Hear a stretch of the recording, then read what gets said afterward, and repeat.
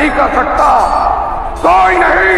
मैं आपको पराजित कर सकता हूँ। अगर अर्जुन ने भीष्म पितामह के विरुद्ध युद्ध करने से इनकार कर दिया होता तो क्या धर्म की विजय संभव थी?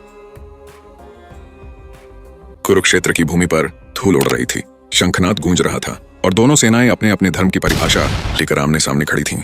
एक ओर थे पांडव, जिनके साथ थे श्री कृष्ण स्वयं, और दूसरी ओर कौरव, जिनके पक्ष में था समूचा हस्तिनापुर। पर युद्ध शुरू होने से पहले अर्जुन का मन डगमगा गया। उसकी दृष्टि जब भीष्म पितामह और गुरु द्रोणाचार्य पर पड़ी तो उसका हृदय कांप उठा।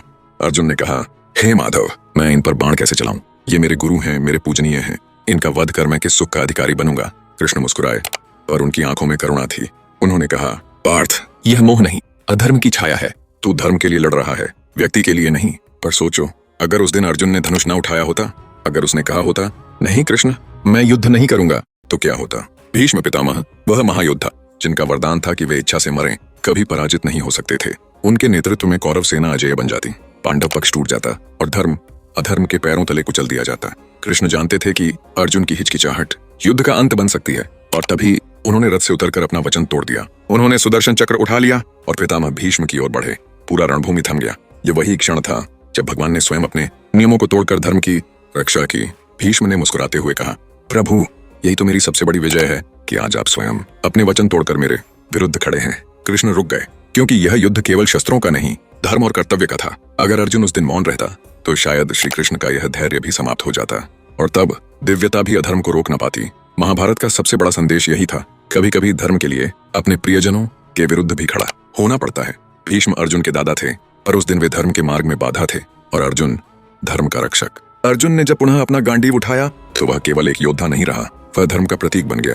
कृष्ण के शब्दों ने उसका भ्रम मिटा दिया था। कर्म कर, फल की चिंता मत कर, यह गीता का आरंभ था। यहीं से युद्ध नहीं, धर्म युद्ध शुरू हुआ। यदा यदा हि धर्मस्य ग्लानिर्भवति भारत अभ्युत्थानम् अधर्मस्य तदात्मानं सृजाम्यहम्। अब कल्पना करो, अगर अर्जुन ने गीता न सुनी होती, अगर उसने भीष्म पर बाण चलाने से सदा इनकार कर दिया होता, तो क्या होता? कौरव विजयी हो जाते, धर्म हार जाता और महाभारत केवल एक अधूरी कथा बन जाती जहां सत्य मौन रह जाता।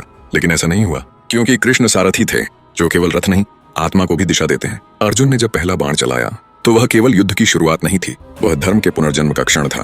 अगर वह उस दिन पीछे हट जाता तो कृष्ण का सुदर्शन चक्र भी रुक जाता और अधर्म सदा के लिए बढ़ जाता। पर अर्जुन ने अपने रथ के पहिए को धर्म की ओर मोड़ा, और वही बना गीता का नायक, धर्म का प्रहरी और सत्य का योद्धा। कभी कभी धर्म के लिए तीर चलाना पाप नहीं होता, बल्कि मौन रहना सबसे बड़ा धर्म होता है।